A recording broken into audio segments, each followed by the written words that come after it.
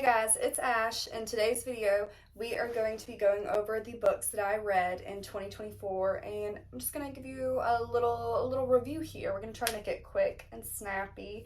So I've read a total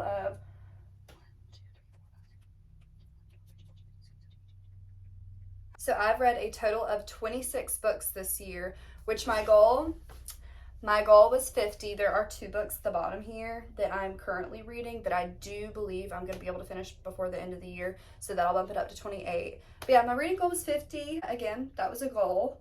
I'm just glad that I've read some different genres this year, so that's fun.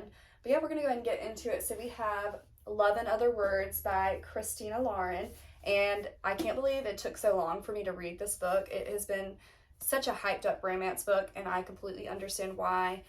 This was just so perfect and so adorable. Just a very cozy romance, and I loved everything about it. The characters, their love story, super cute. I highly recommend this romance book. I would give it a 5 stars for a cozy romance. I mean, come on. This was just super bingeable. I think I read this in like 2 days. Next, we have another romance. We have The 7-Year Slip by Ashley Poston, and I even annotated this one. Super cute. But yeah, great romance. It deals with time travel. I thought that this was just a super interesting book. It was super funny and just cute and warm. Next, we have a series that I have really been enjoying. It's super bingeable, super toxic. You probably already know what I'm talking about. We have Magnolia Parks by Jessa Hastings, and I love Magnolia's story. I prefer hers so far. I've also read Daisy Hates this year, and I don't know, I like this one a little bit more. I know some people prefer Daisy's story, but just the toxicity with Magnolia and BJ, I don't know, it hits different for me.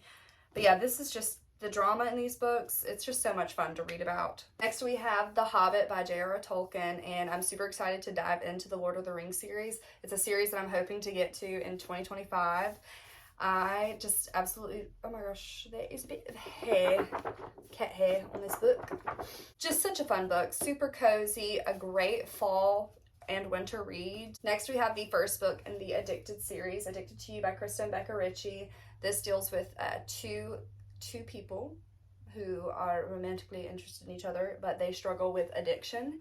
And again, this was just different. It was a different romance. I felt like I hadn't read a romance before where they like dabbled with their addictions and stuff. And I did get Ricochet, the second book in the series, because I'm hoping to dive more into that series in 2025. Next, we have a book series that everybody knows. So we have the Throne of Glass series, but I read The Assassin's Blade first. That was just my choice. I feel like people have said that it makes you get into the series a little bit easier. And wow, I love the way that she broke up this book. It was like different storylines, different missions that she was going on, and I did cry a little bit at the end of this book. It wasn't like major tears, but I shed a few tears, and I just thought that the action was so fun in it. And Selena, our main character, she's so powerful. She's just such a badass, and I'm very excited to also get into this series. There's a lot of series here that I'm going to be getting into in 2025. Next, we have a thriller. We have Rock, Paper, Scissors by Alice Feeney. And this was a good thriller. Was it my favorite? No. Did it have me on the edge? It gave me some creepy crawlies for sure. I did think this was a good thriller. I would recommend it. I have not been giving these ratings. Oh my gosh, guys. Whoops. Okay, so I would give this one this was probably like a 3-star thriller. It was good, not the best. Assassin's Blade, 5 stars. Addicted to You, 4 stars. The Hobbit, 5 stars. Magnolia Parks, 5 stars. Daisy Hates, 3 stars.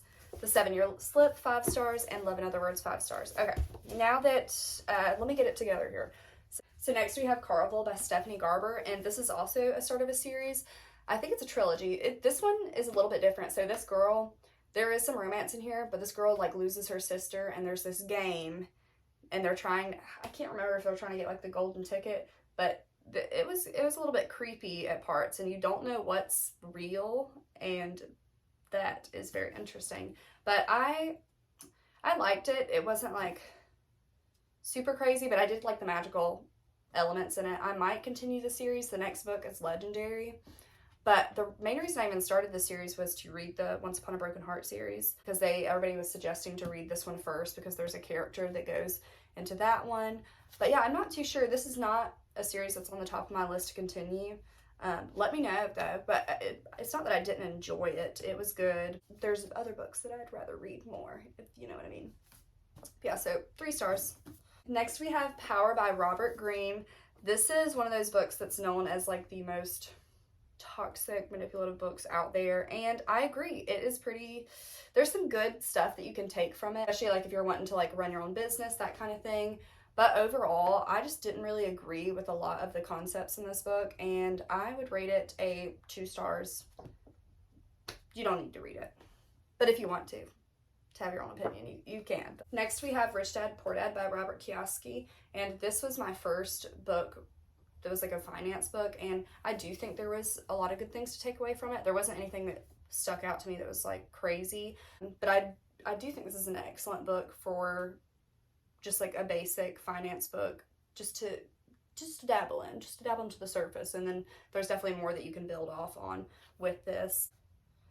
I don't know if I should really rate this. This is a weird book to rate. I guess like 4 stars. I definitely recommend to read it. Next we have Heaven is Real by Don Piper and Cecile Murphy.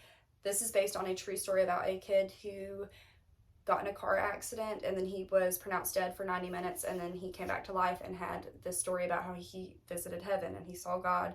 And I really enjoyed this book. I will not be giving this a rating just because it's based, on a true story, but I really enjoyed this book, and it was very touching for me and just a very cool read. Then we have Remarkably Bright Creatures by Shelby Van Pelt, and originally I believe I rated this book a 3 stars, but I think it's more of a 4-star read. This was a very great book that stuck with me. It's about this lady. She starts working the night shift at this aquarium, and she ends up developing a friendship with, I don't want to say too much, she develops a friendship with this octopus, Marcellus, and there's some stuff that happens, but the octopus knows more than anybody else, and he's very smart. And this book was also, it had a lot of comedy in it too. It was a good book. Then we have You're a Badass by Jen Sincero. I think I read this book in January, and it's a self-help book, and it was a great way to start off the new year, just with giving you inspiration, to just go get it, go after life. So I do recommend that book as well. Then we have Happy Place by Emily Henry. I read this in the summer. I mean, come on, look at the cover.